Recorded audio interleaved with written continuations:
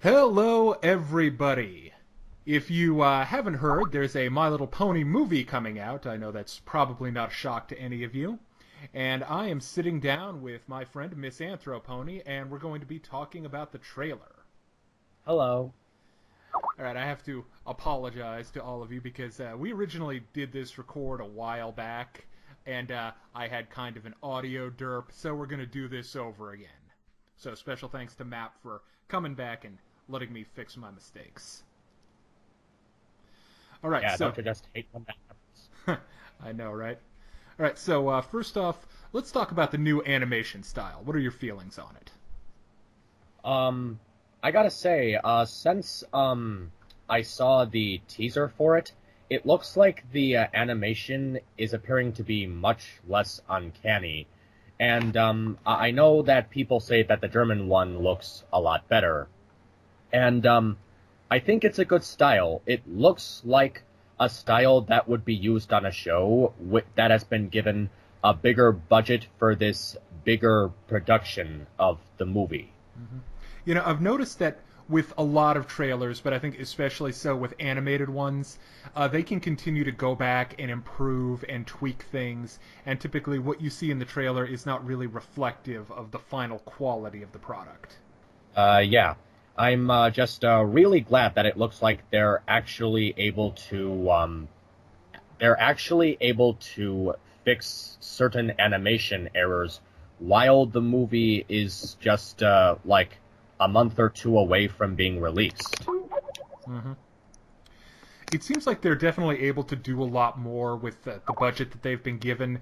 Like a lot of the camera shots and stuff, they seem to be more able to be active rather than the passive camera, which you'll notice in most show episodes, the camera's really just stuck in one position. Yeah, I noticed that.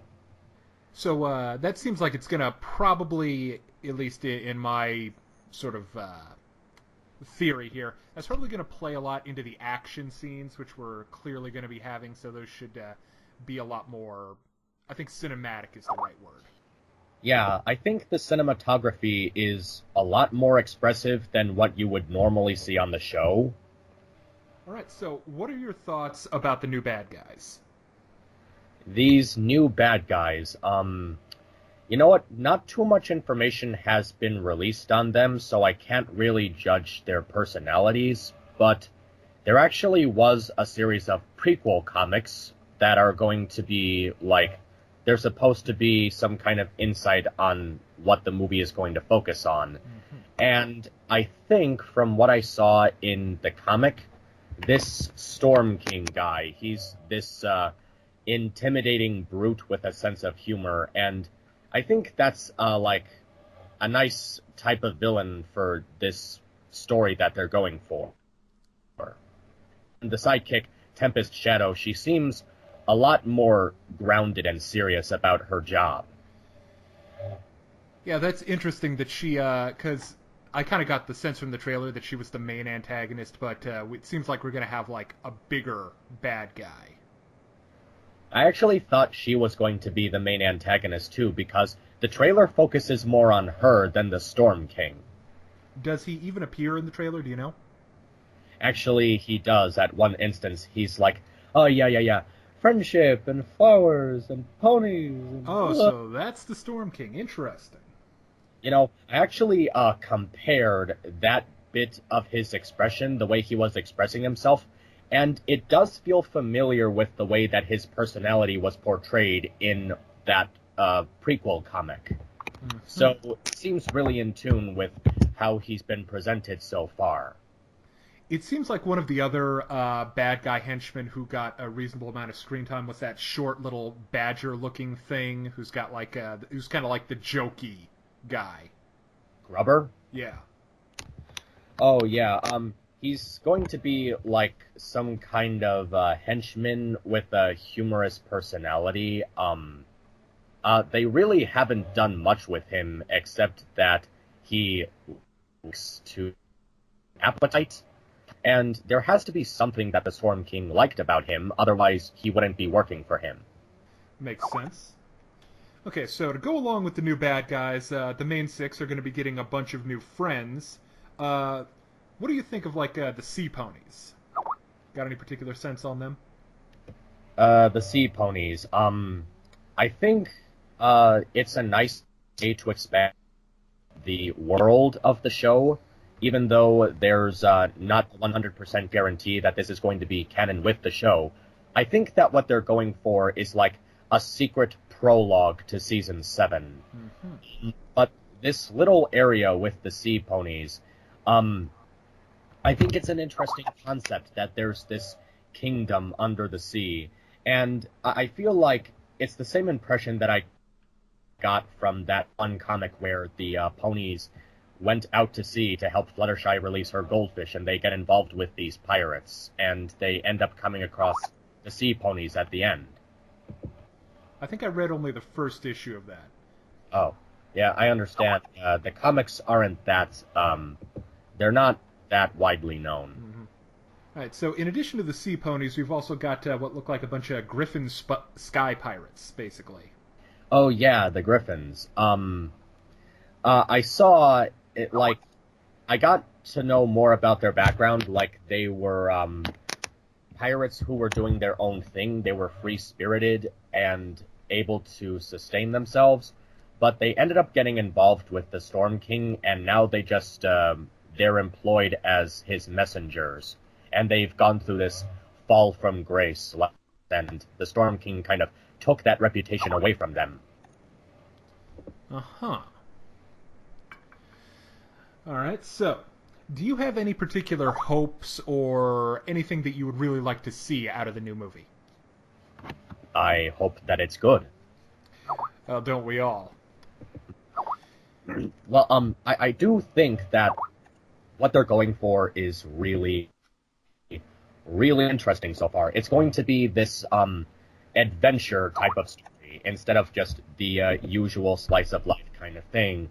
And I think that's very good for this movie in particular, because in order to avoid feeling like it's just an extended episode of the show, that's usually a criticism that's given to movies based on a TV show. Mm-hmm. It has to do something that stands out from the majority of the television show's content. So this big grand adventure that the characters are going on, it's going to be unlike anything that we've seen in the television series.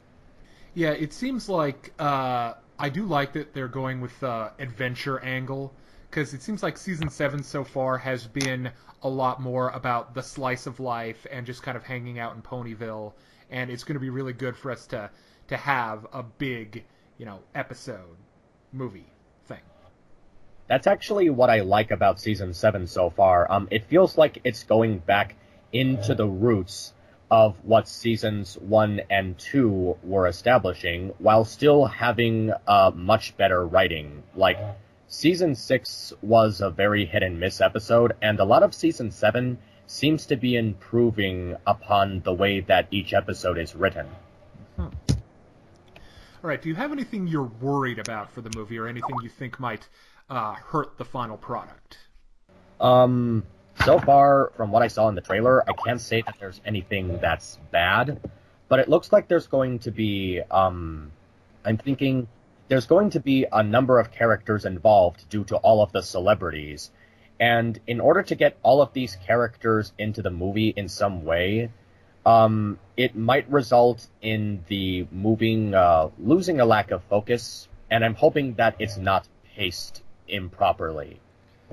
Yeah, I think the pacing will end up being important for the movie to get right, because I'm looking at the duration right now, and it says it's like 99 minutes. So it's not a particularly long movie. It's longer than any of the Equestria Girls stuff, but it's, not like a big 3-hour epic. Well, you see, an hour and a half is the average length of an animated movie, so far I think they have the right idea.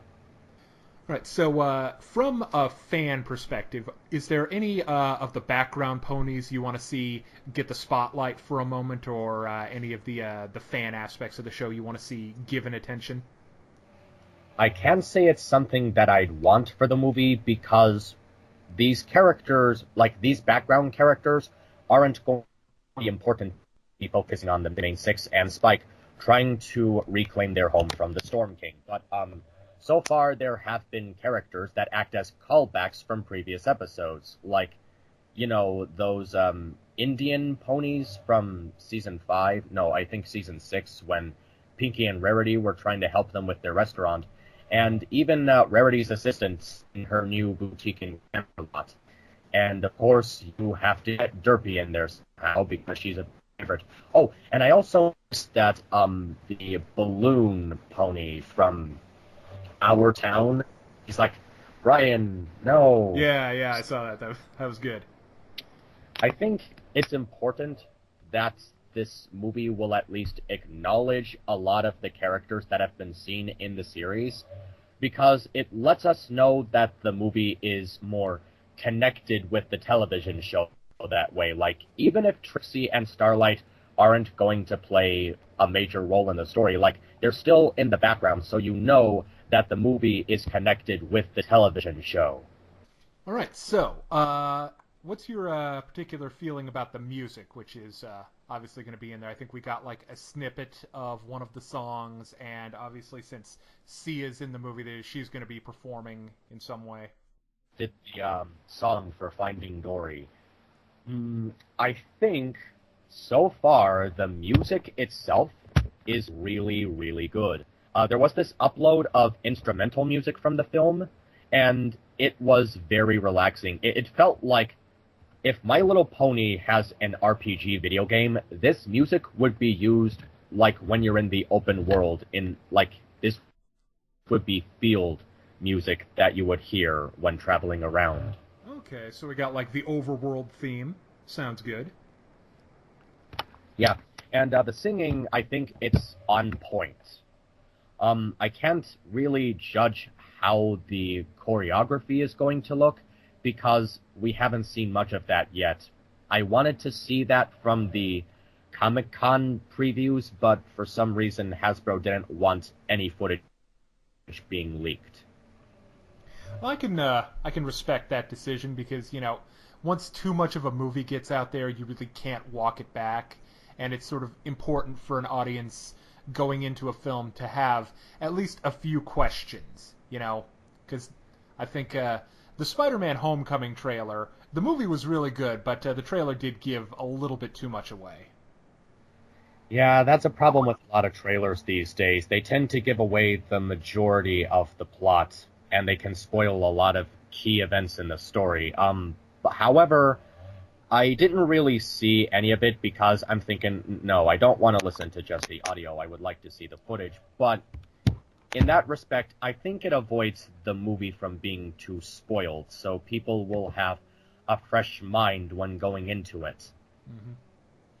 There is one thing that I believe the movie spoiled, though. What's that? No, I mean the trailer spoiled. The Princess Sea Pony? Yeah. Okay, well, there's this scene in the trailer where everyone is cheering and applauding, and Casper is there, the cat. Mm-hmm. So, if everyone is there cheering like they were victorious, I'm sorry, my dog is barking outside. I'm thinking this scene takes place after they defeat the Storm King. Really closely, you'll see a Griffin with the same color palette as the Princess Sea Pony. So I'm thinking, is it possible that something happened that turned the Griffins into sea ponies? Because I remember seeing in the comics that the world of the hippogriffs was being conquered by the Storm King. So I think, they're not Griffins, but I think the hippogriffs were turned into sea ponies for some reason. Well, that would kind of fit with what we know, because we do see that the sea ponies have the ability to transform our main 6 into sea ponies, so there's clearly transformation magic kind of out and about in the story. Yeah, well, I think my question is, how would they be in possession of that power if it was forced onto them by the Storm King? Well, I guess the only way to find out is to see the movie. Yeah.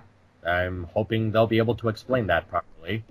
To go back to music for just a moment, I hope that we get like a nice big villain song out of the Storm King or Tempest or one of those characters, because those always are really one of my favorite parts of like Disney movies. Was there anything else that you had in mind? I think musically we're definitely going to get like a big main 6 number where they pretty much all kind of sing together, and those are always a nice... Those are always a nice kind of energetic thing, and I'm probably thinking they're going to have some stuff from the new characters. So this should be a nice musical adventure. I'm expecting a good soundscape. All right, so do you have any final thoughts or observations or comments about the movie trailer? I can't really say for sure at this time, but I think that this is a good way to expand upon the ways that the MLP lore can translate to us. Like, they're able to take an idea and drag it out for an hour and a half, and I'm hoping they can do it in a way that won't feel too disorganized. All right, well, thank you very much for watching this podcast with me, Stupid Private 913, and MisAnthro Pony. Go check out My Little Pony the movie in theaters October 6th. Hey kids, today's show is brought to you by the letter 4 and the number potato! I'm a stupid private.